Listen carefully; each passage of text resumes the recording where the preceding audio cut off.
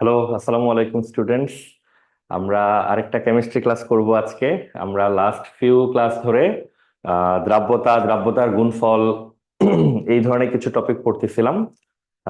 সেইটার ধারাবাহিকতায় আজকে আমরা সেই টপিকটাকে আরেকটু সামনের দিকে আগায় নিয়ে যাব। আজকে আমরা কিছু ম্যাথ দেখার চেষ্টা করব, এবং আমরা আগেও তোমাদেরকে বলেছি যে এই দ্রাব্যতার গুণফলের যে টপিকটা, এটা বেশ গুরুত্বপূর্ণ। এখান থেকে রেগুলার বেসিসে এক্সামে কোশ্চেন আসে। তো আমরা সেই টপিকটারই কন্টিনিউশন ধরে রাখবো।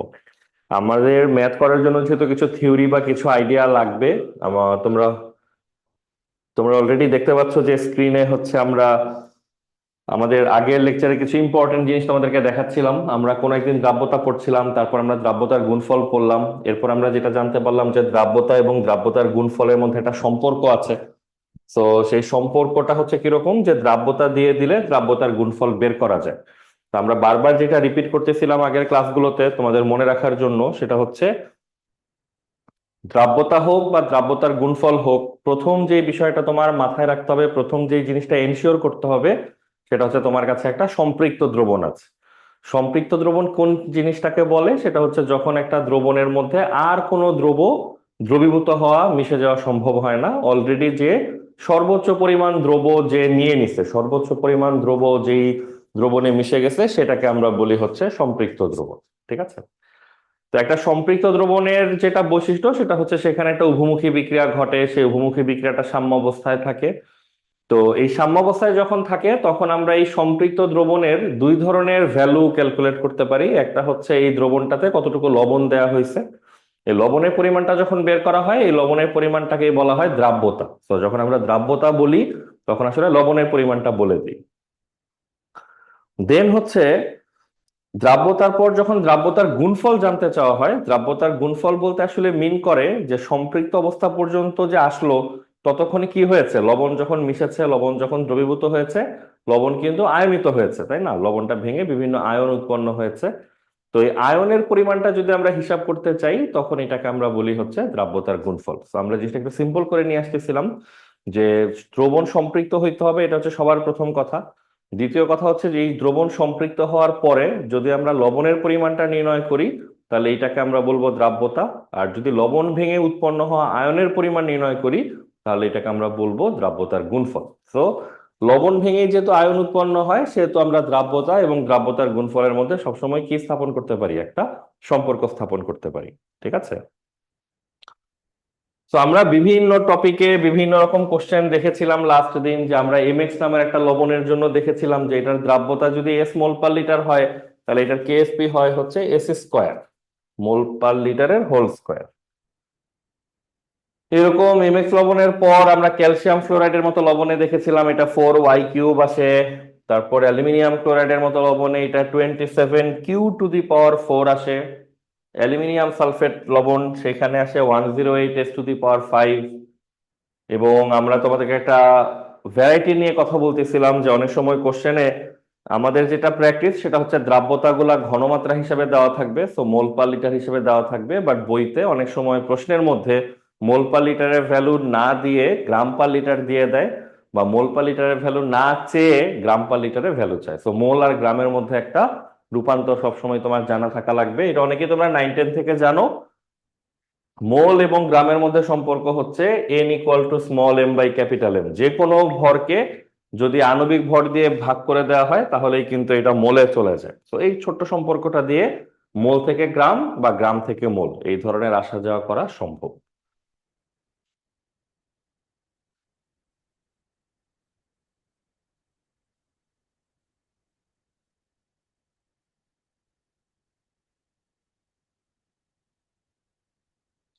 আমরা আজকে এই ম্যাথটা দিয়ে ডিসকাশনটা শুরু করতে পারি।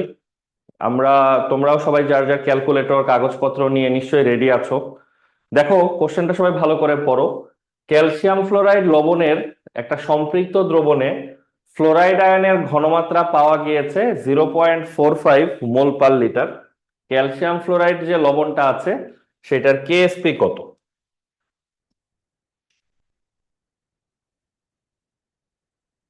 দেখো তো প্রশ্নটার মধ্যে কি কি জিনিস দেখা যাচ্ছে। একটা নির্দিষ্ট তাপমাত্রার কথা বলে দিয়েছে, ক্যালসিয়াম ফ্লোরাইড লবণটার কথা বলে দিয়েছে, এটা একটা সম্পৃক্ত দ্রবণ সেটা বলে দিয়েছে।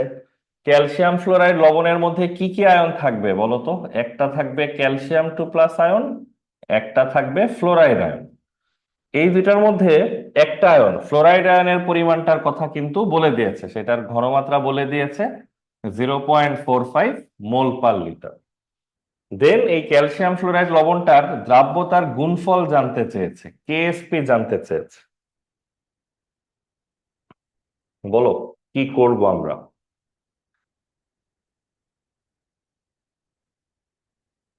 দেখো স্টেপ বাই স্টেপ আগাই।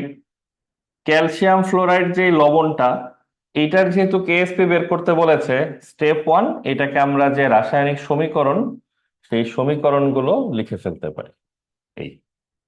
এবং আরো যদি ডিটেইলে লিখতে চাও, আমরা জানি বাম পক্ষটা সলিড, ডান পক্ষটা হচ্ছে জলীয় দ্রবণ। তারপর আমরা একটু দূরে এসে কেএসপি রাশিমালাটা লিখে ফেলতে পারি। এই ধরনের একটা লবণের কেএসপি কিভাবে লেখে আমরা জানি, ক্যালসিয়াম 2+, এটার পাওয়ার হবে 1, ফ্লোরাইড আয়নের ঘনমাত্রা এটার পাওয়ার হবে 2। তাহলে এখন যদি আমরা বলি কেএসপির ভ্যালু বের করতে গেলে আমাদের প্রয়োজন কি কি রাশি জানা, একটা হচ্ছে ক্যালসিয়াম আয়নের পরিমাণ দ্রবণে কতটুকু, আর ফ্লোরাইড আয়নের পরিমাণ দ্রবণে কতটুকু। কোন দ্রবণে? সম্পৃক্ত দ্রবণে। একটা ভালো জিনিস হয়েছে যে কোশ্চেনে ওরা নিজে থেকেই বলে দিয়েছে যে এটা একটা সম্পৃক্ত দ্রবণে মান দেওয়া আছে। তো সম্পৃক্ত দ্রবণে দেখো ফ্লোরাইড আয়নের পরিমাণটা কিন্তু অলরেডি বলে দেওয়া আছে 0.45, তার মানে এই মানটা কিন্তু আমরা পেয়ে গেছি 0.45 এর স্কোয়ার। দেখো বোঝা যায় কিনা? আমরা তো জানি কেএসপি হোক আর দ্রাব্যতা হোক, মানগুলা তো লাগে আমাদের সম্পৃক্ত দ্রবণে। তো প্রথম শর্তই হচ্ছে দ্রবণ সম্পৃক্ত হইতে হবে। কোশ্চেনে সম্পৃক্ত দ্রবণেই বলে দিছে ফ্লোরাইড আয়নের পরিমাণ বা ঘনমাত্রা হচ্ছে 0.45 মোল পার লিটার। তো এই যে ফ্লোরাইড আয়নের পরিমাণটা যেখানে লেখার কথা সেখানে লিখলাম, স্কয়ার তো হবে আগেই নির্ধারিত হয়ে আছে, তো আমরা স্কয়ারও দিয়ে দিলাম। এখন ক্যালসিয়াম আয়নের মানটা কোথায় পাবো? ক্যালসিয়াম আয়নের মানটা কিন্তু কোশ্চেনে দেওয়া নাই, তার মানে ম্যাথটার তাৎপর্য নিশ্চয়ই বুঝতে পারছো যে এই যে ক্যালসিয়াম আয়নের পরিমাণটা প্রশ্নে ডিরেক্টলি পাওয়া যাচ্ছে না, এইটা ইনভেস্টিগেট করা, খুঁজে বের করাটাই আসলে আমাদের দায়িত্বের মধ্যে পড়ছে।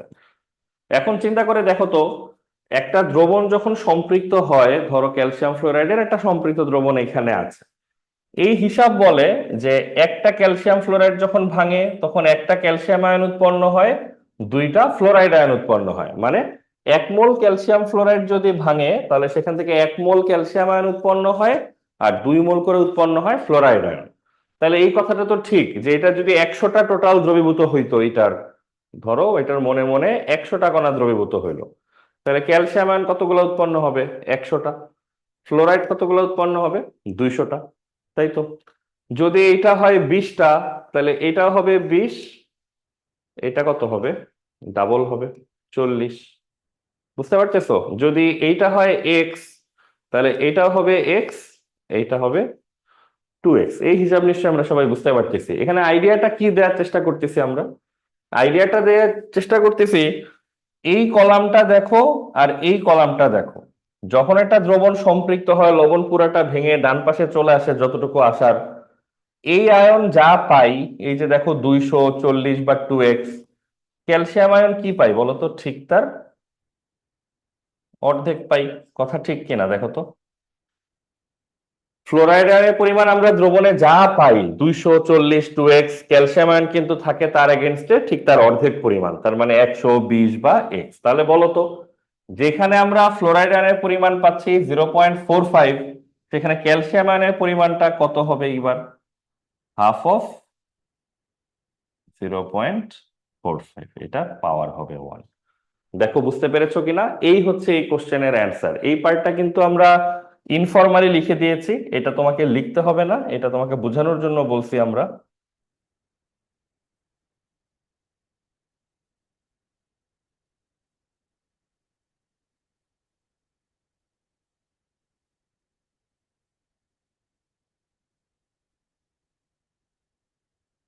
ঠিক আছে, ওকে। তাহলে আশা করি যা বলতে চাইছি সবাই বুঝে গেছো। সেটা হচ্ছে কোশ্চেনে আমাদেরকে ফ্লোরাইড আয়নের পরিমাণটা বলে দিছে, যেহেতু কোশ্চেনে ফ্লোরাইড আয়নের পরিমাণটা বলে দিছে সেহেতু আমরা ফ্লোরাইড আয়নের মানটা বসাই দিছি।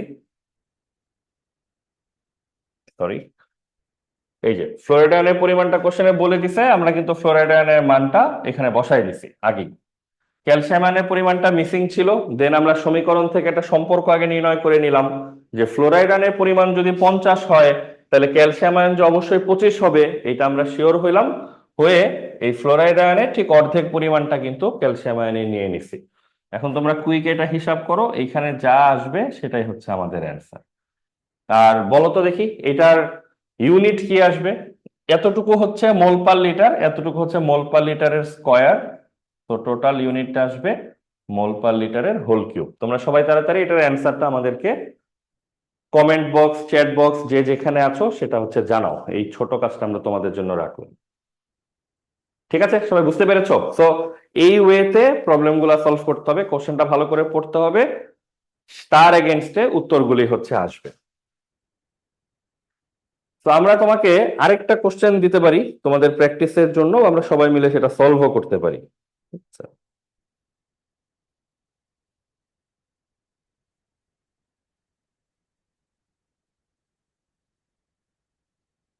ফেরিক হাইড্রোক্সাইডের কেএসপির মান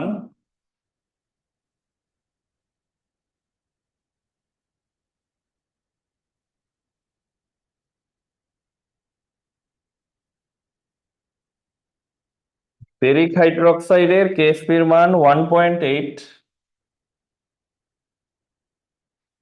10⁻⁻11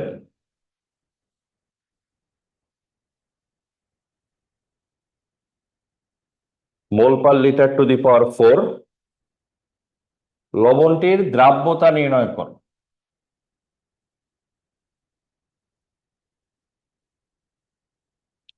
ফেরিক হাইড্রোক্সাইড একটা লবণ, এটার কেএসপির মান দেওয়া আছে, এটার দ্রাব্যতা নির্ণয় করতে বলছে। তাহলে আমরা কি করব? বেশি কিছু না করে স্টেপ বাই স্টেপ যদি আগাই, তাহলে প্রথম কাজ হচ্ছে বিক্রিয়া লেখা, আমরা ধরো সেটাই করি।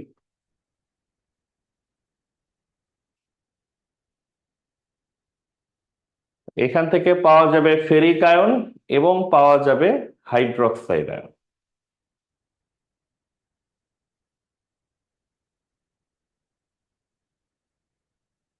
তারপর আমরা যদি এটার কেএসপি রাশিমালাটা লিখি, আয়ন যেগুলি পাচ্ছি সেগুলির ঘনমাত্রা, যার যার সহগ তার তার পাওয়ার হয়ে গেছে, দেখতেই পাচ্ছ। এখন আমাদের এই পরিমাণগুলো লাগবে, আয়নের পরিমাণগুলো লাগবে।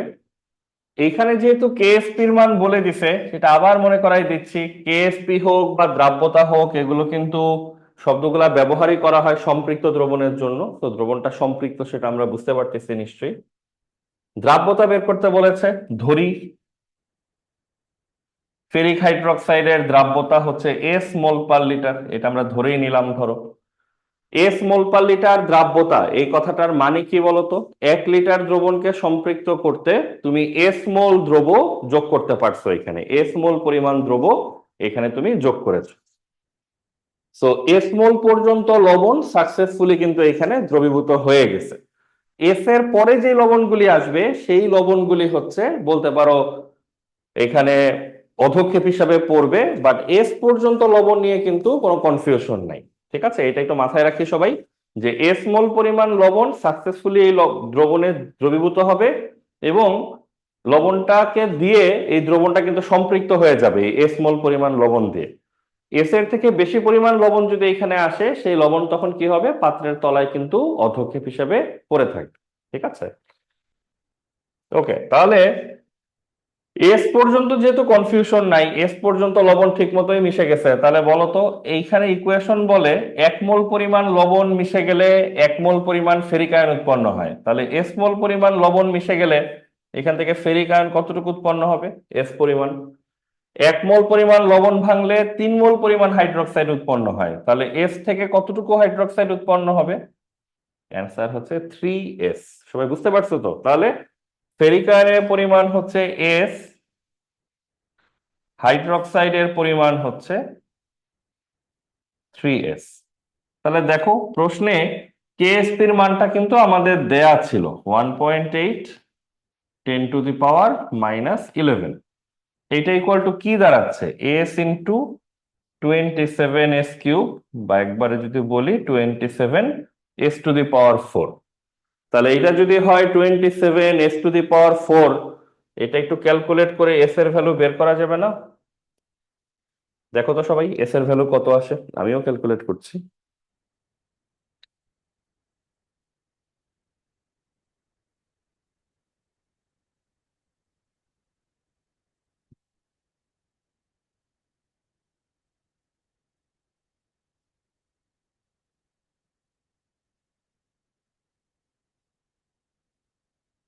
সবাই দেখো তো আসে কিনা তোমাদেরও এটা। তো দেখো এই ম্যাথটা কিন্তু তুলনামূলক সহজ। তোমাকে একটা লবণের দ্রাব্যতার গুণফল বলে দিছে, কেএসপি বলে দিছে, এবং তুমি সেই লবণটার দ্রাব্যতা খুঁজে বের করলা। তো এইভাবে হচ্ছে করে ফেলতে হবে প্রবলেমগুলোর সমাধান। তাহলে স্টেপ গুলার ব্যাপারে খেয়াল রাখো, যে খুব বেশি না বুঝলে বা কম বুঝলে বেশি বুঝলে যাই হোক, স্টেপ গুলা যেন কারো মিস না হয়ে যায়। প্রথমেই বিক্রিয়া লিখবা, কেএসপি রাশিমালাটা আলাদা একটা জায়গায় লিখবা। রাশিমালাতে যে অংশগুলি আছে, এই যে আয়ন 1-এর পরিমাণ এবং আয়ন 2-এর পরিমাণ, তারপর কোশ্চেন খুঁজে খুঁজে এই আয়ন 1 এবং আয়ন 2-এর পরিমাণটা বের করে ফেলতে হবে। ঠিক আছে, এইটা হচ্ছে আমাদের কাজ।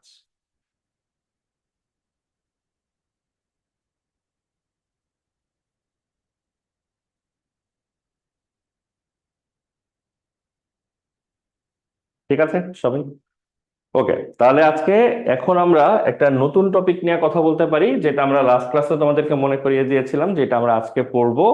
এটাকে বলে হচ্ছে অধক্ষেপ পড়বে কিনা সেটা নির্ণয় করা। খুবই ইম্পর্টেন্ট একটা টাইপের প্রবলেম, খুবই ইম্পর্টেন্ট। এক্সামে আসার চান্স 80%-এর উপরে। মানে তুমি যদি মোটামুটি শিওর থাকতে পারো যে তোমাদের এক্সামে এটা কিন্তু চলে আসবে, প্রথম সেমিস্টার গুলাতে যারা এটা অ্যাটেন্ড করবা। এবং এই অধক্ষেপের ম্যাথ একদম বোর্ডে, অ্যাডমিশন টেস্টে, বুয়েট কুয়েট সব জায়গায় আসার রেকর্ড আছে। তো এটার যে ইম্পর্টেন্ট, এটা নিয়ে ডাউট রাখার কোনো সুযোগ নেই। এখন কথা হচ্ছে অধক্ষেপ পড়বে কিনা, এই জিনিসের মানে কি। একটু একটু করে আমরা আগাই। প্রথম জিনিস হচ্ছে অধক্ষেপ জিনিসটা কি, এই ব্যাপারে আমাদের সবার টুকটাক ধারণা থাকা উচিত। কারণ 9-10 ক্লাসে তোমরা ওই যে চ্যাপ্টার 7-এ যখন বিক্রিয়ার ক্লাসিফিকেশন ছিল, সেখানে অধক্ষেপণ টাইপের বিক্রিয়ার ধরন তোমরা পড়ছো।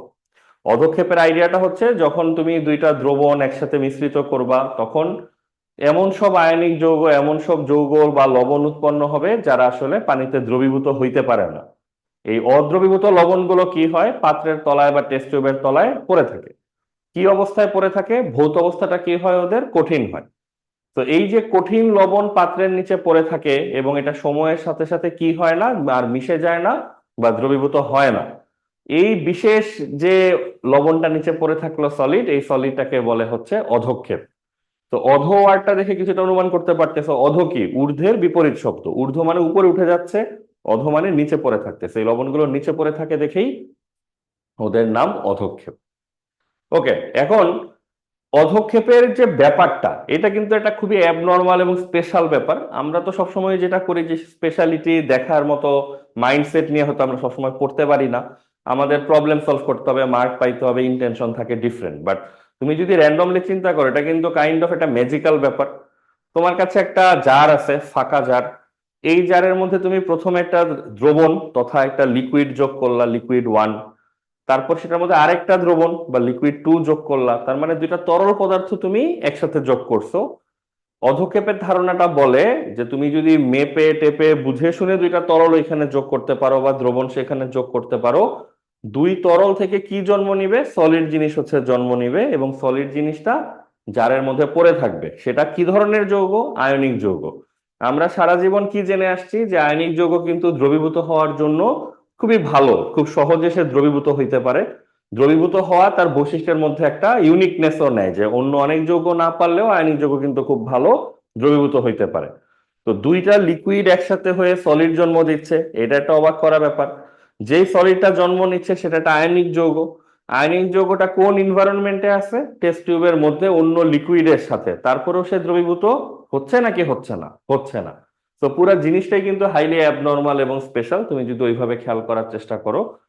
তো এই জন্যই কখন অধক্ষেপ পড়বে, মানে এখন এটা কি পুরো একটা র্যান্ডম চয়েস, আমরা ইচ্ছা মতো যোগ করতে থাকবো, কম্বিনেশন 1, কম্বিনেশন 2, কম্বিনেশন 3, কম্বিনেশন 4, কখনো কখনো অধক্ষেপ পড়বে, কখনো কখনো পড়বে না। মানে আমরা কি পুরো জিনিসটা ভাগ্যের হাতে ছেড়ে দিব, নাকি আমাদেরও কোনো কন্ট্রোল এখানে আছে যে কি করলে অধক্ষেপ পড়াটাকে নিশ্চিত করা যাবে, কি করলে তাড়াতাড়ি অধক্ষেপ পড়বে, কি করলে অধক্ষেপটা চলে যাওয়ার সুযোগ তৈরি হবে? এই বিষয়গুলোর কোনো কন্ট্রোল আমাদের কাছে আছে কিনা, এইটা যখন আমরা চিন্তা করেছি, তখন আমরা একটা অ্যামেজিং জিনিস দেখতে পেয়েছি যে অধক্ষেপের এই ব্যাপারটা হাইলি ম্যাথমেটিক্যাল। এইখানে কোন আয়ন কতটুকু আছে, কোন লবণ কি পরিমাণে নিচ্ছি, এইটা দিয়ে নির্ধারণ করা যায় যে কোন একটা লবণের অধক্ষেপ কি পড়বে নাকি পড়বে না। বুঝতে পেরেছো? তো আমরা এই টপিকের আন্ডারে এই বিষয়টা নিয়েই হচ্ছে ডিসকাস করি যে আমরা দুইটা দ্রবণ যদি যোগ করি, আমাদের এখন এমন একটা ক্যাপাবিলিটি থাকবে, এমন একটা সক্ষমতা থাকবে যে দুইটা দ্রবণ যোগ করার আগে আমরা কাগজে কলমে ম্যাথ করে বলে দিতে পারবো যে আমাদেরকে এখানে অধক্ষেপ এক্সপেক্ট করা উচিত নাকি উচিত না, এখানে কি অধক্ষেপ পড়বে নাকি পড়বে না। বুঝতে পেরেছো? তার মানে ছোটবেলায় হয়তো জিনিসগুলো ছিল আমাদেরকে বলতো যে অমুকের মধ্যে তমুক যোগ করো, সোডিয়াম ক্লোরাইড দ্রবণের মধ্যে সিলভার নাইট্রেট যোগ করো, সিলভার ক্লোরাইডের সাদা রঙের অধক্ষেপ পড়বে। এগুলো কিন্তু আমাদেরকে স্টেটমেন্টের মতো বলে দিত, আমরা পড়তাম, উদাহরণ পড়তাম, পরে আমরা মনে রাখতাম বা জানতাম যে এখানে সাদা রঙের একটা অধক্ষেপ পড়বে। বাট কেন এই দুইটা দ্রবণ যোগ করার কারণে অধক্ষেপ পড়লো, এই দুইটা দ্রবণ আমি যে কোনো পরিমাণে যোগ করলে কি অধক্ষেপ পড়তো কিনা, তোমার মনে অনেক অনেক প্রশ্ন আসতেই পারে তুমি যদি চিন্তাশীল স্টুডেন্ট হয়ে থাকো। তো এই চিন্তাশীলতার ব্যাপারটাকে কিছুটা তোমাকে স্যাটিসফাই করার জন্য বলতে পারো এই টপিকটা কিন্তু খুব হেল্পফুল হবে। ঠিক আছে? তো আসো আমরা ওই অধক্ষেপ পড়ার শর্ত কি, কখন অধক্ষেপ পড়ে, কি হলে অধক্ষেপ পড়ে, বা অধক্ষেপ ফেলার জন্য কি লাগে, এই বিষয়গুলো নিয়ে আমরা এখন একটু আলাপ করব।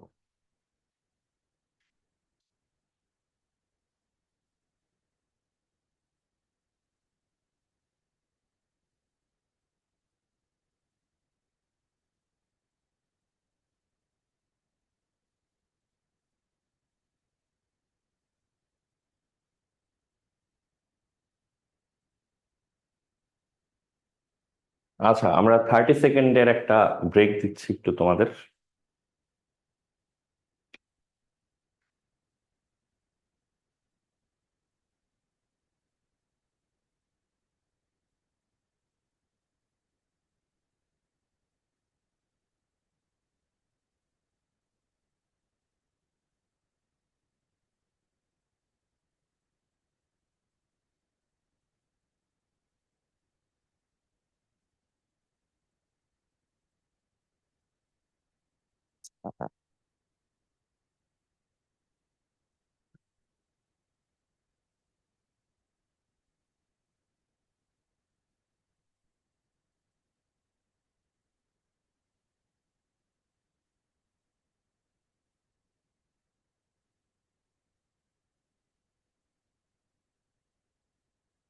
ঠিক আছে, তাহলে সবাই প্ল্যানটা মাথায় রাখো যে আমরা এখন এটাই ডিসকাস করব যে কখন এবং কিভাবে একটা দ্রবণে অধক্ষেপ সৃষ্টি হয় আর কি করলে অধক্ষেপ সৃষ্টি হয় না।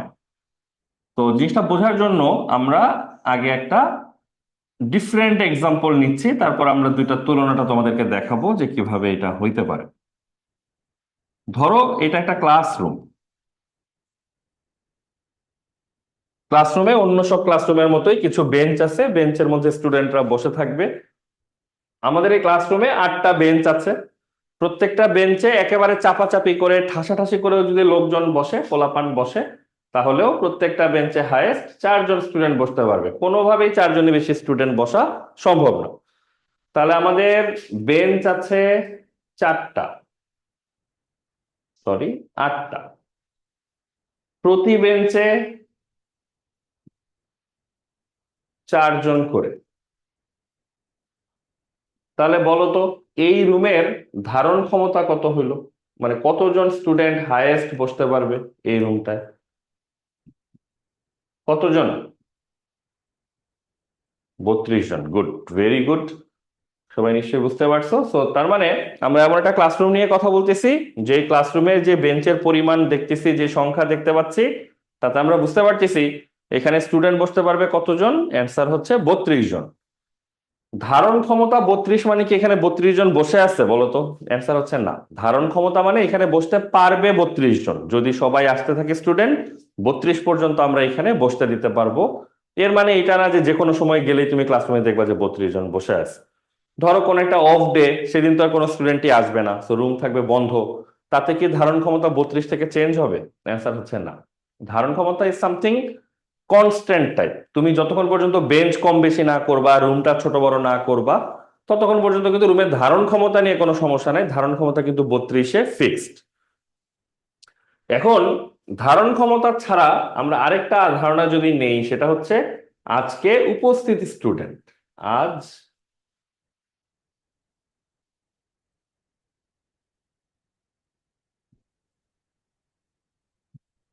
উপস্থিত স্টুডেন্ট, এইটার নাম বা নাম্বার আমরা দিলাম হচ্ছে এক্স জন।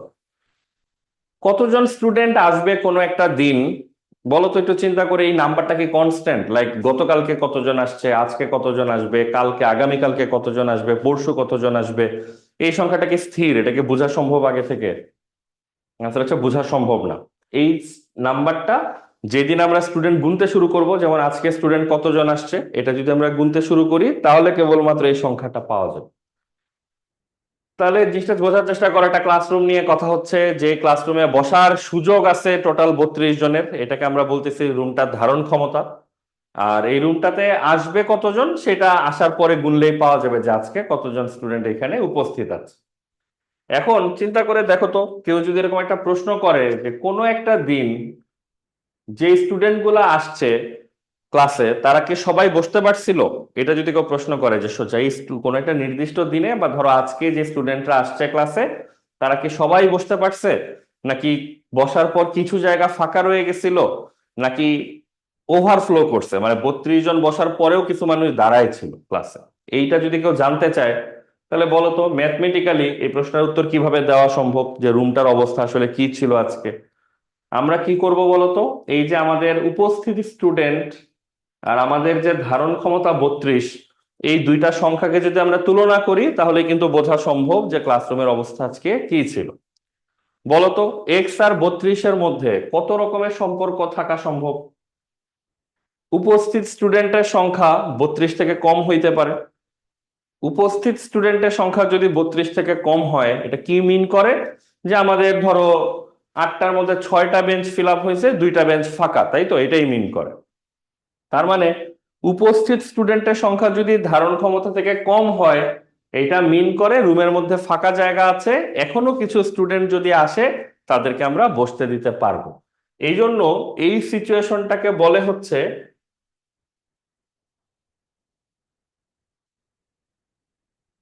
এই সিচুয়েশনটাকে বলে হচ্ছে অসম্পৃক্ত ক্লাস।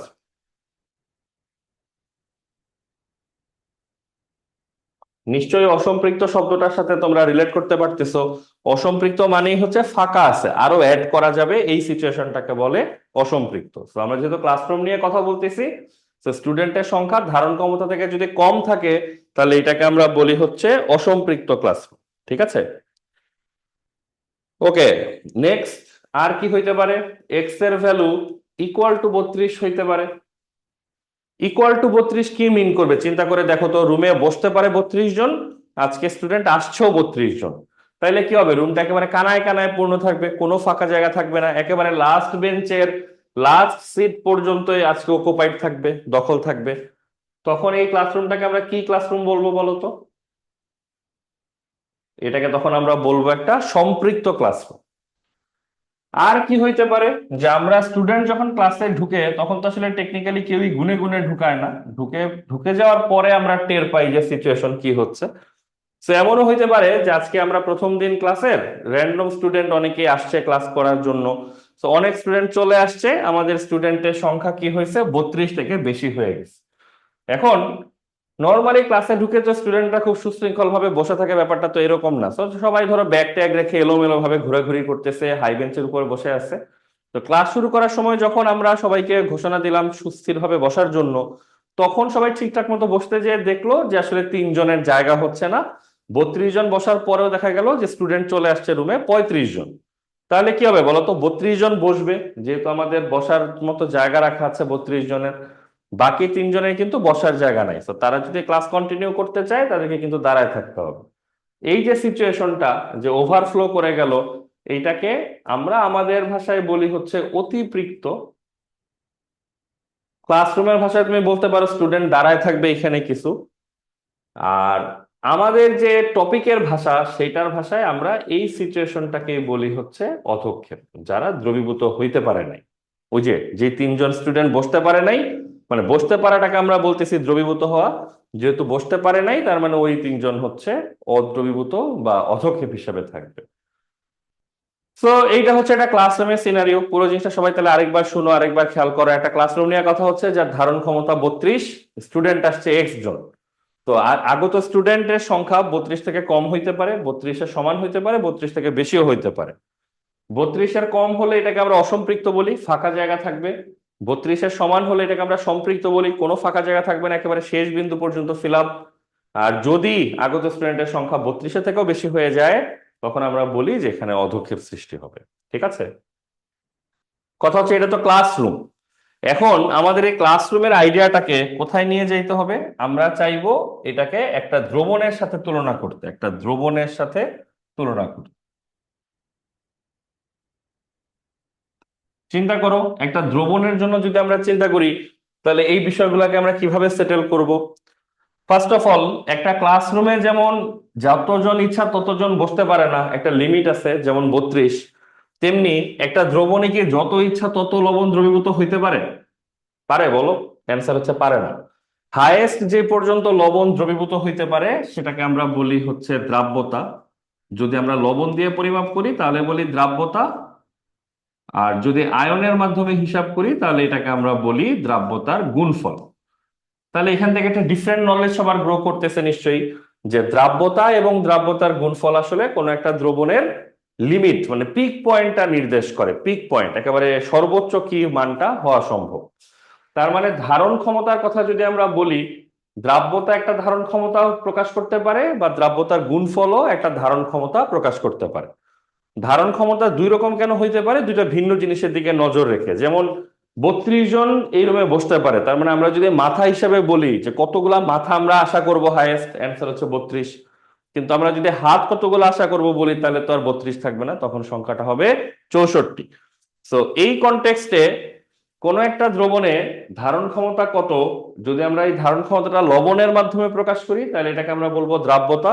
আর যদি আমরা আয়নের মাধ্যমে প্রকাশ করি তাহলে এটাকে আমরা বলবো দ্রাব্যতার গুণফল। তো এখানে একটা কোশ্চেন সেটেল করতে হবে আমাদের, যে আমরা কোন ধারণ ক্ষমতাটা নিয়ে কাজ করি। আমরা কি লবণ তথা দ্রাব্যতা নিয়ে কাজ করি, নাকি আমরা আয়ন তথা দ্রাব্যতার গুণফল নিয়ে কাজ করি?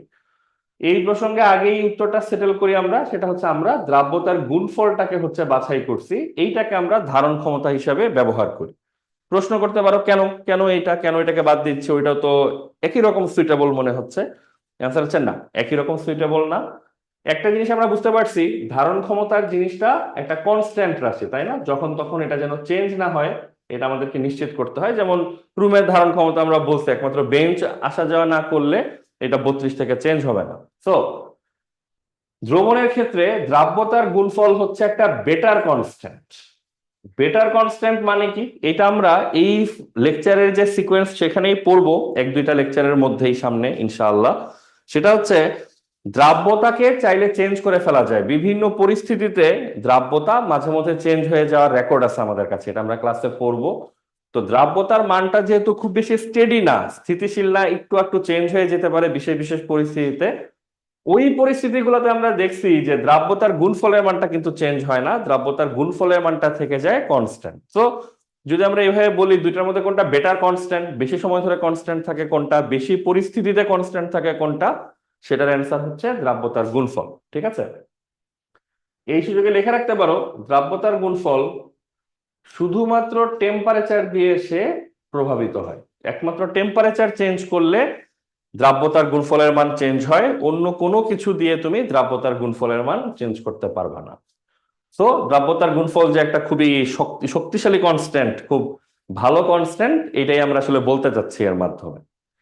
ওকে, তাহলে একটা সমস্যা সেটেল করা হইলো, যে দ্রবণের জন্য যে ধারণ ক্ষমতা মানে ঠিক করা দরকার, সেই ধারণ ক্ষমতার কাজটা আমরা কাকে দিয়ে করব? দ্রাব্যতার গুণফল দিয়ে করব। তার মানে আমরা কিসের ধারণ ক্ষমতা নিয়ে চিন্তা করতেছি মনে মনে যদি বলি, অ্যান্সার হচ্ছে লবণের ধারণ ক্ষমতা নিচ্ছি না আমরা, আমরা নিচ্ছি আয়নের ধারণ ক্ষমতা। ওকে, ওকে, তাহলে একটা দ্রবণ নিয়ে যদি আলাপ হয়, এটা যদি একটা দ্রবণ হয় তাহলে এটার ধারণ ক্ষমতাটা জানা দরকার। এইটার ধারণ ক্ষমতা হচ্ছে দ্রাব্যতার গুণফল তথা কেএসপি। এখন ধারণ ক্ষমতার আইডিয়াটা আমরা একটু আগে পাইছি যে 32 ধারণ ক্ষমতা মানেই যেমন রূপে 32 জন বসে থাকতে হবে তা না, কম বেশি অনেক কিছুই থাকতে পারে। তেমনি কোন একটা লবণের জন্য যদি আমরা ধারণ ক্ষমতা দাবি করি কেএসপি কে, মানে যে আয়নের ধারণ ক্ষমতাটা প্রকাশ করে, তার মানে ওই পরিমাণ আয়ন দ্রবণে থাকতেই হবে, ব্যাপারটা এরকম না। ঠিক আছে, আয়ন তার থেকে কম থাকতে পারে, সমান থাকতে পারে, বেশি থাকতে পারে, যে কোনো কিছুই হইতে পারে। তাহলে আমাদেরকে কি করতে হবে? এইটা তো হচ্ছে ধারণ ক্ষমতা। তাহলে দ্রবণে উপস্থিত আয়ন কতটুকু, এইটার একটা রাশিমালা আমাদেরকে নিতে হবে। সেই রাশিমালাটাকে কি বলে বলতো? দ্রবণে উপস্থিত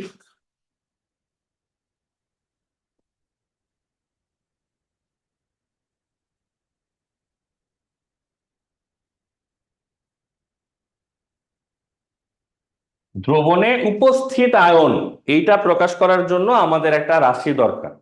দ্রবণে উপস্থিত আয়ন কি কনস্ট্যান্ট সব সময় সব জায়গায় একই রকম হবে? অ্যান্সার হচ্ছে না। এটা এক এক দিন, এক এক ম্যাথে, এক এক কোশ্চেনে, এক এক সময় আমরা এক এক রকম দিব। ঠিক আছে, একদিন কম দিব, বেশি দিব, নানান রকম দিব। এই যে দ্রবণে উপস্থিত আয়নটাকে প্রকাশ করার জন্য যে রাশি, এটাকে বলে হচ্ছে K IP. IP for ionic product. ঠিক আছে, ইন কেস কারো এটার ইলাবোরেশনটা জানা লাগে, এইটাকে বলে হচ্ছে আয়নিক প্রোডাক্ট, বাংলা এটাকে বলে আয়নিক গুণফল।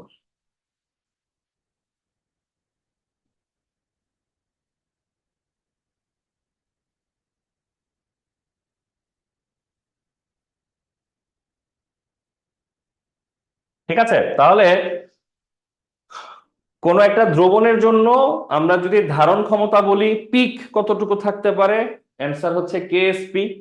দ্রবণে উপস্থিত আয়নকে প্রকাশ করব কি দিয়ে? কেআইপি। তাহলে বলো তো, কেএসপি আর কেআইপি এর মধ্যে কত রকমের সম্পর্ক সম্ভব? কেআইপি কি হইতে পারে? কেএসপি এর চেয়ে ছোট হইতে পারে। তাহলে বলো তো, ধারণ ক্ষমতা থেকে যদি আয়ন কম থাকে তাহলে এটাকে কি ধরনের দ্রবণ বলা হবে তখন? সম্পৃক্ত নাকি অসম্পৃক্ত নাকি অতিপৃক্ত? অ্যান্সার হচ্ছে অসম্পৃক্ত, তাই না? ধারণ ক্ষমতা যা, আয়ন আসছে তার থেকে কম, তার মানে এখনো আয়ন আসার, এখনো লবণ যোগ করার সুযোগ রাখা হয়েছে। এটাকে আমরা বলবো অসম্পৃক্ত দ্রবণ। কেআইপি কি হইতে পারে? কেএসপি এর সমান হইতে পারে। এই কথার মানে কি? ধারণ ক্ষমতা যা পুরাটাই তুমি দিয়ে দিছো, পুরা আয়নটাই এখানে সাপ্লাই দেওয়া হয়েছে, তাহলে এইটাকে কি ধরনের দ্রবণ বলা হবে? সম্পৃক্ত দ্রবণ বলা হবে।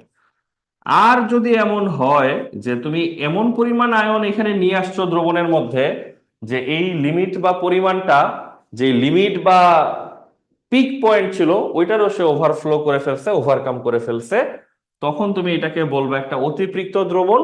বা তুমি বলবা তখন হচ্ছে এখানে কি সৃষ্টি হবে বলো? অধঃক্ষেপ সৃষ্টি হবে। ঠিক আছে, তাহলে এখন সবাই এটা কি বুঝতে পারছো যে ক্লাসরুমের এক্সাম্পলটার সাথে কিভাবে দ্রবণের এক্সাম্পলটা সুন্দর করে ফিট হয়ে গেল? তাহলে সবাই অধঃক্ষেপ পড়বে নাকি পড়বে না, কখন পড়বে কখন পড়বে না, পুরো জিনিসটা আশা করি এখান থেকে বুঝতে পারতেছো। বলো তো, যে কোনো লবণ, যে কোনো দ্রবণ, যে কোনো সময় যোগ করলে অধঃক্ষেপ পড়বে? অ্যান্সার হচ্ছে পড়বে না। শর্ত কি? কেআইপির ভ্যালু কেএসপির থেকে কি হইতে হবে? বড় হইতে হবে। ঠিক আছে, তো সবাই এটা একটু মাথায় রাখো থিওরিটা। এখন এটা আমরা বুঝতেছি যে কেএসপির সাথে তোমার যেভাবে পরিচয় হয়েছে কয়েকদিন ধরে, রাশিমালা লেখা টেখা অনেক কিছু দেখছো বুঝছো, কেআইপি জিনিসটা হঠাৎ করে ঢুকে গেছে টপিকের মধ্যে, একদমই নিউ। তো আমরা অন্য কোনো টপিকে যাওয়ার আগে তোমাকে কেআইপির ব্যাপারে আমরা আরেকটু আইডিয়া দেওয়ার চেষ্টা করতে পারি, যেন কেআইপিটা নিয়ে তুমি কোনো কনফিউশনের মধ্যে না থাকো। ঠিক আছে, তো আমরা এই কেআইপিটা নিয়ে এখন একটু কথাবার্তা বলি। সবাই একটু নোট রাখো, কারণ এই জিনিসটা তোমার ম্যাথ এবং থিওরি সলভ করতে হেল্প করবে।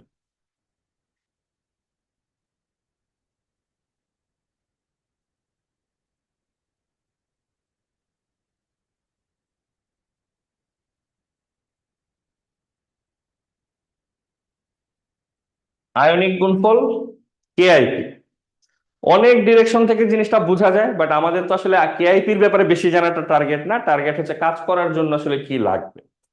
প্রথম জিনিস তুমি যেটা দেখলা, দেখো যে কেআইপির সাথে তুমি কাকে তুলনা করছো? কেএসপি। তুলনা যে করছো কেএসপি এর সাথে, এটার একটা ক্লু। কি ধরনের ক্লু? তুলনাযোগ্য হয় কারা? যারা এক জাতীয় রাশি। এটা কিন্তু তোমাকে বুঝতে পারতে হবে এবং বিশ্বাস করতে হবে যে তুলনা করা যায় এক জাতীয় রাশির মধ্যে। যেমন তুমি বলতে পারো 5 কেজি বেশি ভারী নাকি 2 কেজি বেশি ভারী, এটা তুমি বলতেই পারো, কারণ দুইটাই ভর, দুইটাই কেজি দিয়ে মাপতেছো। তুমি কখন এটা বলতে পারবা যে 5 কেজি বেশি ভারী নাকি 5 মিটার বেশি বড়? 5 কেজি আর 5 মিটারের মধ্যে কোনটা বেশি বড়? এটা কি কোনো লেজিট কোশ্চেন?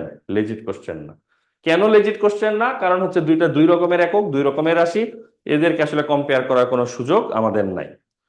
ঠিক আছে? বা ধরো একটা মানুষ বেশি বুদ্ধিমান নাকি একটা সাপ বেশি বুদ্ধিমান, এইসব প্রশ্ন করে কোনো লাভ আছে? দুইটা তো এক জাতীয় রাশি না। তুমি পরীক্ষা নিয়ে কি করো? দুইটা মানুষের মধ্যে তুমি কে বেশি মেরিট কম মেরিট সেটা তুমি বের করার চেষ্টা করো। তো একইভাবে সাপদেরও নিশ্চয়ই কোনো কম্পিটিশন আছে। এখন আসল কথায় আসো, সেটা হচ্ছে কেআইপি আর কেএসপি যে তোমরা তুলনা করতেছি কোনটা বড় বা কোনটা ছোট, তার মানে এই দুইটা এক জাতীয় রাশি। এটা হচ্ছে প্রথম ক্লু।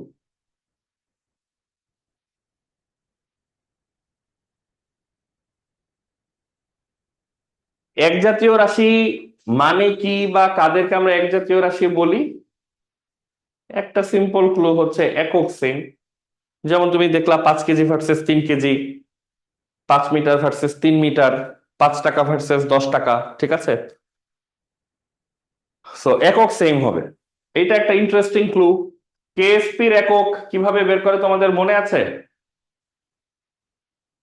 মোল পার লিটারের বিভিন্ন রকমের পাওয়ার আসে। কিসের উপর ডিপেন্ড করে পাওয়ারটা আসে? ইকুয়েশনের উপর ডিপেন্ড করে পাওয়ার আসে, তাই না? কখনো কখনো এস এর স্কয়ার থাকে, কখনো কখনো এস এর কিউব আসে, কখনো কখনো এস এর 4 আসে পাওয়ার, কখনো 5 আসে পাওয়ার। সো কেএসপির একক ফিক্স না, আমরা এটা জানি। মোল পার লিটারের উপরে বিভিন্ন নাম্বার বসে, যে নাম্বারটা আসে লবণের সংকেত থেকে বা বিক্রিয়া থেকে। ঠিক আছে?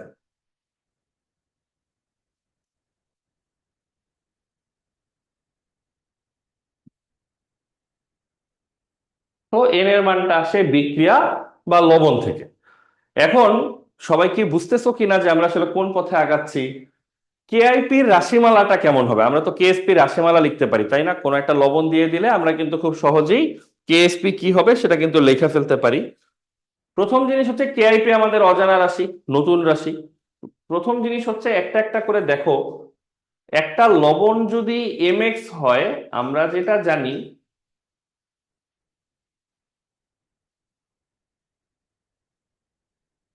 এই যে এমএক্স লবণটা, কেউ যদি বলে এটার কেএসপি রাশিমালা লেখো, এই পরিস্থিতিতে এসে তুমি কি এটা নিয়ে প্যারা নিবা? বলো।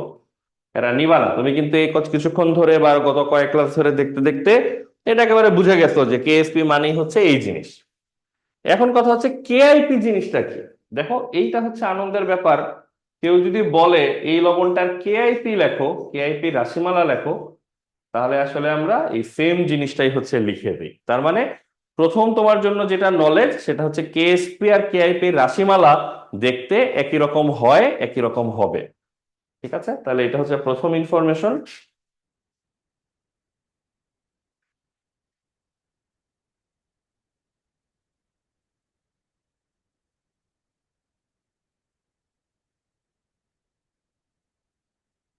রাশিমালা সেম হবে। এখন প্রশ্ন হচ্ছে রাশিমালা সেম কেন হবে? এই উত্তরটা এখানে আছে। রাশিমালার উপর ডিপেন্ড করে কি আসে? একক আসে। একক যদি সেম রাখতে হয় তাহলে রাশিমালাও কি রাখতে হবে? সেম রাখতে হবে। যদি দুইটা রাশিমালা দুইভাবে লেখা হয় তাহলে এককগুলা দুই রকম চলে আসবে। দুই রকম একক আসলে কি আর তুমি এদেরকে তখন তুলনা করতে পারবা? পারবা না। বাট তুমি তো জানো যে এদেরকে তুলনা করা যায়। সো ওই ক্লু ধরে আমরা বলতে পারি কেএসপি আর কেআইপি রাশিমালা একেবারে হুবহু একই রকম হইতো। তখন আবার নতুন প্রশ্ন হচ্ছে, দুইটা যদি একই রাশি লিখি তাহলে আমরা দুই রকম রাশি কেন লিখতেছি? মানে কেআইপি রাশিটার কি দরকার ছিল? কেএসপি দিয়ে তো কাজ চালানো যায়। তো কেএসপি আর কেআইপি এর মধ্যে পার্থক্যটাও জানতে পারতে হবে। পার্থক্যটা হচ্ছে, লিখে রাখো ভালো করে, কেএসপি আমরা তখনই লিখি যখন আমরা জানি এই দ্রবণটা কেমন টাইপের দ্রবণ বলতো, একটা সম্পৃক্ত দ্রবণ। তো কেএসপি লেখা হয় শুধুমাত্র সম্পৃক্ত দ্রবণের জন্য। ঠিক আছে? এইটা হচ্ছে ক্লু। আর কেআইপি এইটা লেখা হয় সবার জন্য। এইটা হচ্ছে কেএসপি এবং কেআইপি এর মধ্যে একটা মৌলিক পার্থক্য, মৌলিক ব্যবধান। যে কেএসপি এই টার্মটা দেখলেই লোকজন বুঝতে পারে যে এই দ্রবণটা কি অবস্থায় আছে? সম্পৃক্ত অবস্থায় আছে। কিন্তু কেআইপি লেখার জন্য তোমার এই ধরনের কোনো সচেতনতার দরকার নাই, তুমি যে কোনো সময় যে কোনো দ্রবণে যে কোনো মুহূর্তে তুমি কেআইপি লিখতে পারবা। দ্রবণ সম্পৃক্ত হলেও কোনো সমস্যা নাই, দ্রবণ সম্পৃক্ত না হলেও কোনো সমস্যা নেই। তাহলে তোমরা কেআইপি আর কেএসপি এই দুইটা রাশির মধ্যে মিল এবং অমিলের ব্যাপারটাকে বুঝতে পারছো? মিল হচ্ছে এক জাতীয় রাশি, একক সেম আসবে, রাশিমালাটা আমরা একইভাবে লিখবো। বৈসাদৃশ্য বা পার্থক্য হচ্ছে KSP only for saturated solution, সম্পৃক্ত দ্রবণের জন্য প্রযোজ্য, whereas KIP can be written for everything and everyone, যে কোনো সিচুয়েশনের জন্য লেখা যাবে। বুঝতে পারছো? ওকে, তাহলে সবাই একটু ভালো করে খেয়াল রাখো জিনিসটা, এই তো কনফিউজড হওয়া যাবে না। তার মানে একটা দ্রবণ সামনে আসছে, আমরা জানি না এই দ্রবণটা কি সম্পৃক্ত নাকি অসম্পৃক্ত না কি, কিছুই জানি না। তাহলে সেফ কোনটা লেখা? অ্যান্সার হচ্ছে কেআইপি। শুধু সেফ না, তুমি একটা কেআইপি লিখতে হবে। যতক্ষণ পর্যন্ত তুমি শিওর না হবা, কনফার্মলি না জানবা যে এই দ্রবণটা সম্পৃক্ত, ততক্ষণ পর্যন্ত তুমি কি লিখতে পারবা না? কেএসপি লিখতে পারবা না। ঠিক আছে? তাহলে এই হচ্ছে কেএসপি কেআইপি রিলেটেড সামারি। এই দুইটা রাশি আমাদের দরকার অধক্ষেপ পড়বে কি পড়বে না চেক করার জন্য। তার মধ্যে কেএসপি হচ্ছে সম্পৃক্ত দ্রবণের জন্য, কেআইপি হচ্ছে সবার জন্য। এই জন্যই এই দুইটা যদি কখনো সমান হয়ে যায়, কখনো, তার মানে তখন আমরা এই শর্তটাকে কি বলি? সম্পৃক্ত হওয়ার শর্ত বলি। ঠিক আছে? তো আশা করি জিনিসগুলি বুঝতে পারতেছো।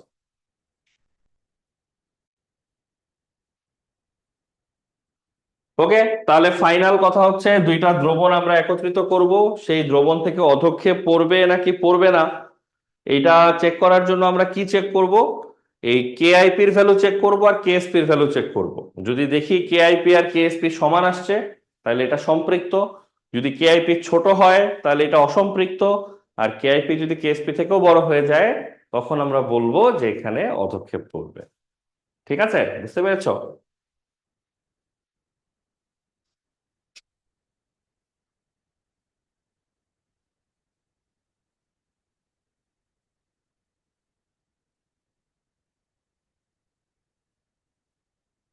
আমরা একটা স্যাম্পল কোশ্চেন নিয়ে দেখতে পারি কি সিচুয়েশন, কিভাবে এগুলো ডিল করে।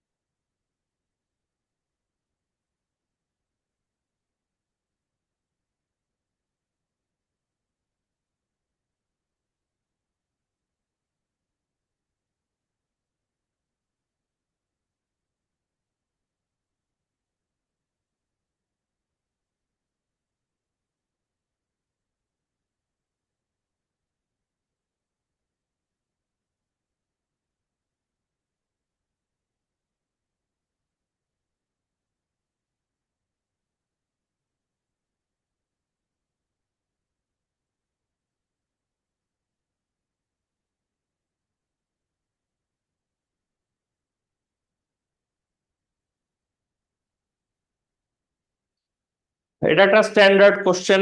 স্ট্যান্ডার্ড কোশ্চেন মানে হচ্ছে আমরা প্রথম ম্যাথ করতেছি সেই হিসাবে এটা সহজ ম্যাথ নিয়েছি এরকম কিছু না, এটা একটা কঠিন ম্যাথ এরকম কিছু না, এটা একেবারে স্ট্যান্ডার্ড একটা ম্যাথ। এই ধরনের কোনো ম্যাথই তোমার এক্সামে আসবে আশা করতেছি। 60 ml 1/4 মোলার সোডিয়াম সালফেটের একটা দ্রবণের মধ্যে 15 ml 1/3 মোলার বেরিয়াম নাইট্রেটের একটা দ্রবণ যদি একসাথে মিশানো হয়, তাহলে এখানে কোনো অধক্ষেপ সৃষ্টি হবে কিনা, এটাই হচ্ছে প্রশ্ন। আর দেখা যাচ্ছে প্রশ্নে একটা লবণের কেএসপির ভ্যালু বলে দেওয়া আছে। ঠিক আছে?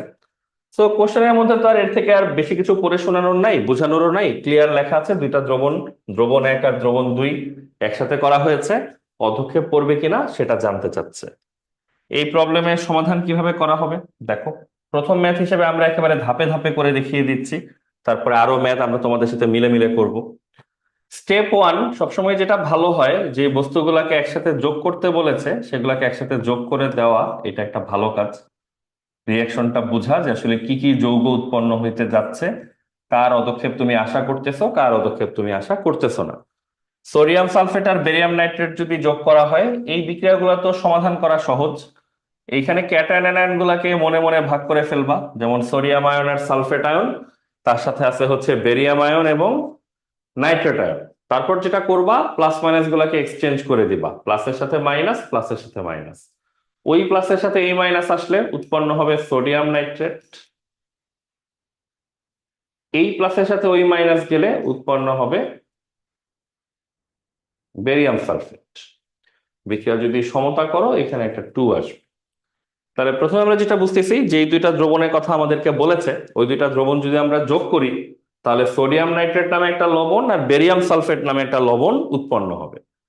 তো তোমাদের জাস্ট জানার জন্য বলতেছি, সোডিয়ামের লবণ কিন্তু খুবই ভালো আয়নিক যৌগ, এদের কিন্তু অধক্ষেপ ফেলা কিন্তু খুব ডিফিকাল্ট। অনেক লবণ যোগ করলে তারপরে সেই দ্রবণটা একটা সময় সম্পৃক্ত হয় এবং অধক্ষেপ পড়ে। তো তুমি কমন সেন্স থেকে বলতেছি, নর্মালি ধরে রাখতে পারো যে সোডিয়ামের লবণের আসলে কখনোই অধক্ষেপ পড়বে না। খুবই স্পেশাল কেস ছাড়া তুমি সোডিয়াম পটাশিয়ামের লবণের আসলে অধক্ষেপ পাবা না। আরো অন্যভাবে যদি বলি, কোশ্চেনে বেরিয়াম সালফেটের কেএসপি দেয়া আছে, তার মানে তুমি চেষ্টা করলেও সোডিয়াম নাইট্রেটের কিন্তু অধক্ষেপ পড়বে কিনা সেটা চেক করতে পারবা না। মানে কোশ্চেনে যে সাপোর্ট তোমাকে দিয়েছে ইনফরমেশন বলে দিয়ে, সোডিয়াম নাইট্রেটের কোনো ইনফরমেশন তোমাকে বলে দেয় নাই। সো এই দুয়ে দুয়ে চার মিলায় আমরা বুঝতেছি যে সোডিয়াম নাইট্রেট আসলে কালপ্রিট না, ওর অধক্ষেপ পড়া নিয়ে কেউ চিন্তা করতেছে না। সবাই চিন্তা করতেছে কার অধক্ষেপ পড়া নিয়ে, বেরিয়াম সালফেট। এই জন্যই বেরিয়াম সালফেটের কেএসপিটা কিন্তু কোশ্চেনে দেওয়া আছে। ঠিক আছে, তার মানে দেখো, বেরিয়াম সালফেটের অধক্ষেপ পড়বে কিনা এটা চেক করতে গেলে আমাদের কোন দুইটা ভ্যালু দরকার হয় বলো তো? আমাদের দরকার হয় কেএসপি, আমাদের দরকার হয় কেআইপি। এই যে কেএসপি আর কেআইপি। তাহলে বেরিয়াম সালফেটের জাস্ট কয়টা ভ্যালু আমাদের দরকার? অ্যান্সার হচ্ছে দুইটা ভ্যালু দরকার, এক কেএসপি, দুই কেআইপি। দুইটার মধ্যে একটা ভ্যালু কোশ্চেনে বলে দেওয়া আছে, তার মানে 50% ম্যাথ কিন্তু ডান। যে দুইটা ভ্যালু আমাদের দরকার তার মধ্যে একটা কিন্তু প্রশ্নে আমরা পেয়ে গেছি। তাহলে এখন শুধু আমাদের কিসের ভ্যালুটা জানা বাকি? বেরিয়াম সালফেটের কেআইপিটা কত, এটা যদি আমরা বের করে ফেলতে পারি তাহলে ম্যাথ আমাদের 100%ই শেষ। ওকে, সো ম্যাথ শুরু করার সময় 50% ম্যাথ কিন্তু শেষ হয়ে বসে আছে। এবার এই যে আমরা ডিসিশনে আসলাম বেরিয়াম সালফেটের অধক্ষেপ পড়া নিয়ে আমরা চিন্তা করব। সো বেরিয়াম সালফেটের যে বিক্রিয়াটা লেখা দরকার সেটা লিখে ফেলবা। এই বিক্রিয়াটা আমরা কয়েকটা প্রবলেম ধরে লিখতেছি বারবার, তো কি লিখতে হবে আশা করি এটা কেউ প্রশ্ন করবা না, এটা বুঝে গেছো। ওই পাশে সলিড, এই পাশে দ্রবণীয়, মাঝখানে উভমুখী তীর চিহ্ন। ওকে, এরপরের পয়েন্ট হচ্ছে আমরা চাই কিসের ভ্যালু লিখতে? কেআইপি। সো এই সমীকরণ অনুযায়ী কেআইপি দেখতে কেমন হবে সেটা লিখে ফেলো। এটা নিশ্চয় আমরা আগের 10 মিনিট আগে বুঝাইতে পারছি তোমাদেরকে যে কেআইপি লিখতেছি বলে আমরা সেটা কার রাশিমালা লিখে দিব, কেএসপি রাশিমালা লিখে দিব, তাহলেই হবে, তাই না?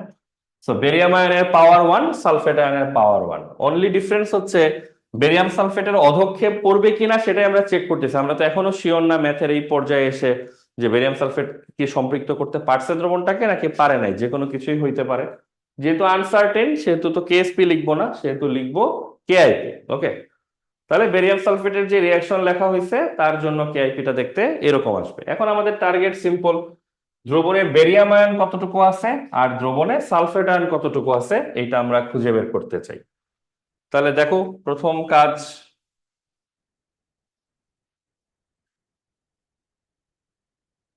বেরিয়াম আয়নের পরিমাণ খুঁজে বের করা।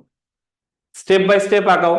যেই দুইটা লবণ তুমি একটা জারের মধ্যে এনে যোগ করছো, এই যে এইটা এনে যোগ করছো আর এই দিক থেকে এইটা এনে যোগ করছো, বেরিয়ামের কন্ট্রিবিউটরটা কে বলো তো? বেরিয়ামের কন্ট্রিবিউটর হচ্ছে বেরিয়াম নাইট্রেট।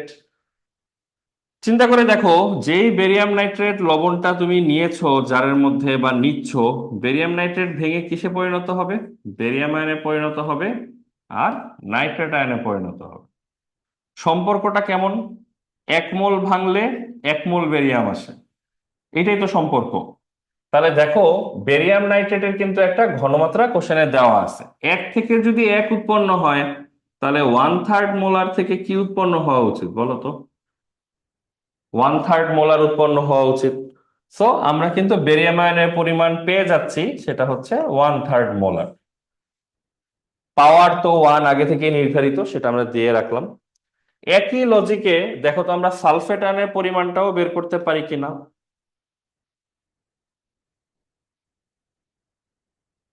সালফেট আয়নের কন্ট্রিবিউটর হচ্ছে সোডিয়াম সালফেট। দেখো, সোডিয়াম সালফেট দ্রবণে গেলে কি হবে? সোডিয়াম আয়ন হবে আর সালফেট আয়ন হবে।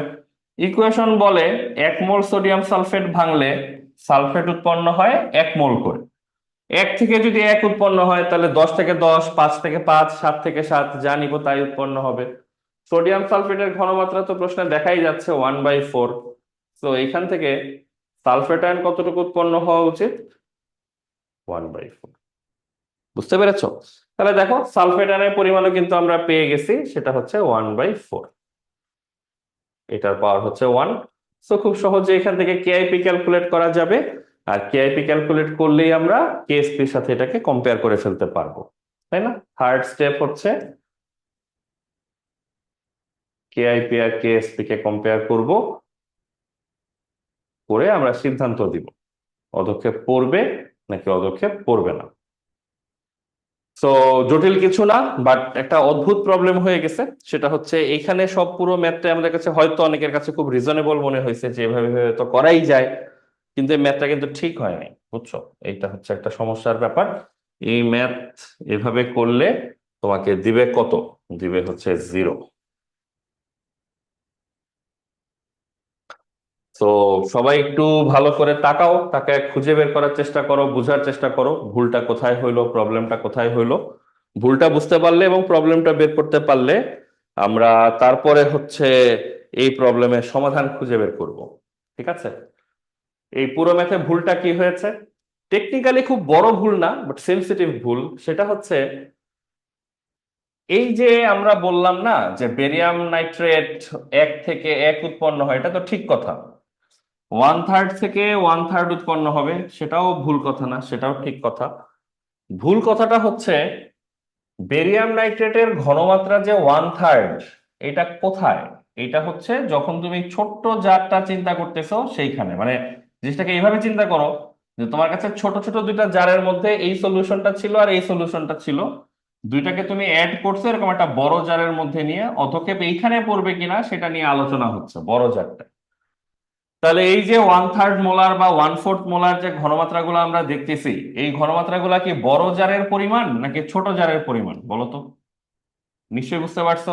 এই 1/3 পরিমাণটা ছোট জারের মধ্যে আছে, এই 1/4 পরিমাণটা ছোট জারের মধ্যে আছে। বাট আমাদেরকে ছোট জারের মান দরকার না বড় জারের মান দরকার? অ্যান্সার হচ্ছে বড় জারের মধ্যে মানগুলা কত সেটা দরকার। এখন অনেকে আবার হয়তো ভাবতেছে যে ছোট জারের মান আর বড় জারের মানের মধ্যে আবার পার্থক্য কি বা কেন হবে, সেটাও বোঝা যাচ্ছে। এই 1/3 মোলার ঘনমাত্রা কত এমএল এর জন্য প্রযোজ্য? 15 ml। একটা জারের মধ্যে 15 ml দ্রবণ ছিল, সেটার ঘনমাত্রা হচ্ছে 1/3 বা 0.33 মতো। আর একটা জারের মধ্যে 60 ml দ্রবণ ছিল, সেটার ঘনমাত্রা হচ্ছে 0.25 বা 1/4। চিন্তা করো, তুমি যখন জারের মধ্যে এইটাও ঢেলে দিবা ওইটাও ঢেলে দিবা, জারের মধ্যে মোট আয়তন কত হবে তখন?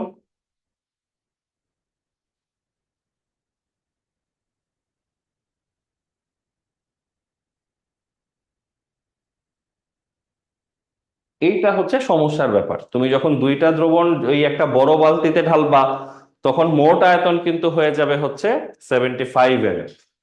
আয়তন যদি চেঞ্জ হয়ে যায় তাহলে ঘনমাত্রা চেঞ্জ হয়ে যাবে না? এটা কিন্তু একটা ডিফারেন্ট ডিসকাশন, 9-10 তোমাদেরকে এটা পড়ানো হয়েছে, সবাই মনে রাখছো কিনা সেটা আমরা জানি না, বাট এটা আমরা তোমাকে বুঝায় বলতে পারি। আয়তন চেঞ্জ হয়ে গেলে যে ঘনমাত্রা চেঞ্জ হয়ে যায়, মানে এটা সবচেয়ে বোঝার ভালো উপায় কি? ধরো তোমার বাসায় গেস্ট আসছে, তোমার উপর দায়িত্ব পড়ছে গেস্টদেরকে এন্টারটেইন করে শরবত বানায় খাওয়ানো। তুমি শরবত ধরো বানায় অভ্যস্ত আছো, তুমি শরবত বানাইতে গেছো। তুমি আ- মোটামুটি আধা জগ পানির মধ্যে অনেকখানি চিনি টিনি লেবু টেবু দিয়ে একটা বিশাল শরবত বানাইছো।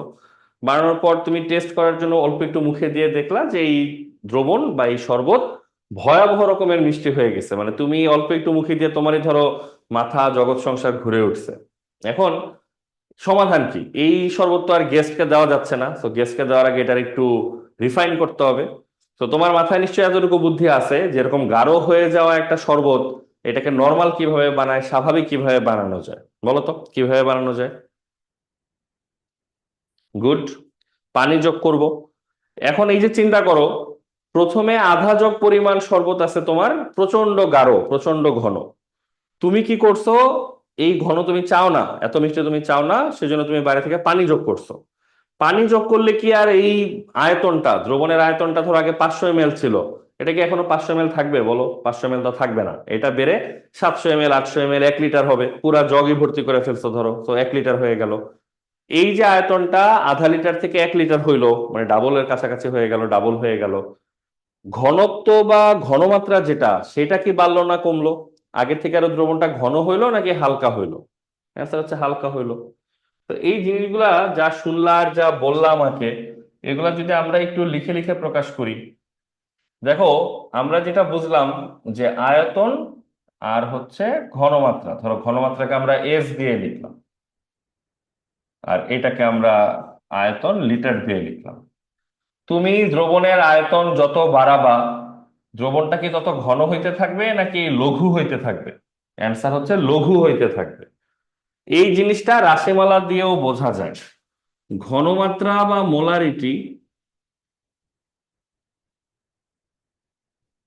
এটার একক তো আমরা জানি মোল পার লিটার। এই মোল পার লিটার কিভাবে হয়েছে?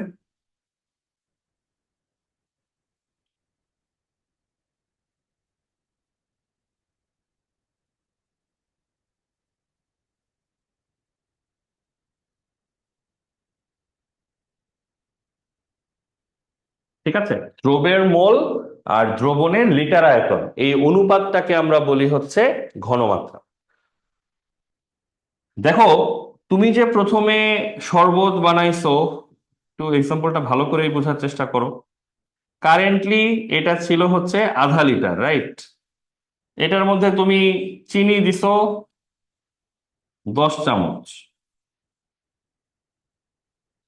এবং এটা প্রচন্ড মিষ্টি, এটা খাওয়া যাচ্ছে না। সেই জন্য তুমি কি করছো? বাইরে থেকে এক্সট্রা পানি যোগ করছো, হচ্ছে এক্সট্রা পানি। এক্সট্রা পানি যোগ করে এটার আয়তন কোথায় উঠে নিয়ে গেছো? 1 লিটারে উঠায় নিছো। তাহলে বলো তো, আয়তন প্রথমে ছিল 0.5 লিটার, আয়তন এখন হয়ে গেছে 1 লিটার।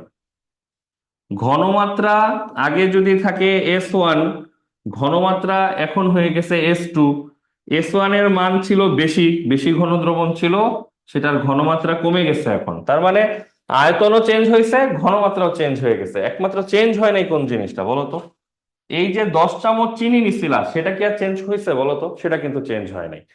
এই কথাটা কেন বললাম? দেখো, ঘনমাত্রাও চেঞ্জ হয়ে গেছে, আয়তনও চেঞ্জ হয়ে গেছে, একমাত্র চেঞ্জ হয় নাই কোন জিনিসটা? পরিমাণ, দ্রবের পরিমাণটা। তাহলে এন যদি ফিক্স থাকে,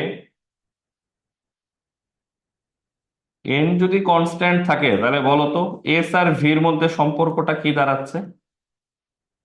এরকম একটা ব্যস্তানুপাতিক সম্পর্ক দাঁড়াচ্ছে, ব্যস্তানুপাতিক সম্পর্ক। এই ধরনের সম্পর্ক তোমরা ছোটবেলায় দেখছো, এগুলোকে কিভাবে লেখা যায়? ওই যে constant into 1/v, S1 v1 equal to S2 v2 equal to হচ্ছে কনস্ট্যান্ট। তো এইটা তোমরা অনেকে হয়তো 9-10-এ জানতা, বাট আমরা আরেকটু অফিসিয়ালি এটা তোমাকে প্রুফ করে দেখাইলাম। কি দেখানো হইলো? এটা একটা সূত্র, মারাত্মক গুরুত্বপূর্ণ সূত্র। এই সূত্রটার ল্যান্ডিং যদি দেখো, কিভাবে কিভাবে এই সূত্রটা এসে আমরা ল্যান্ড করলাম, সেটা হচ্ছে কখনো যদি আমাদের কাছে এমন একটা দ্রবণ থাকে, ভালো করে দেখো, এমন একটা দ্রবণ আছে যেই দ্রবণে কি চেঞ্জ করা হয়েছে? আয়তন চেঞ্জ করা হয়েছে। আয়তন চেঞ্জ করাতে কি চেঞ্জ হয়ে গেছে? ঘনমাত্রা চেঞ্জ হয়ে গেছে। কোন জিনিসটাতে হাতাহাতি করা হয় নাই, চেঞ্জ করা হয় নাই? সেটা হচ্ছে দ্রবের পরিমাণটাতে কোনো ধরনের মডিফিকেশন করা হয়নি।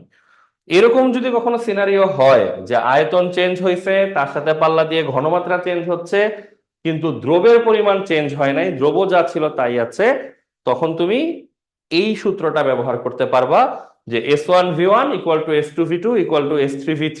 এই কথার মানে হচ্ছে যে কোনো মুহূর্তে আয়তন আর ঘনমাত্রার গুণফল হচ্ছে কনস্ট্যান্ট।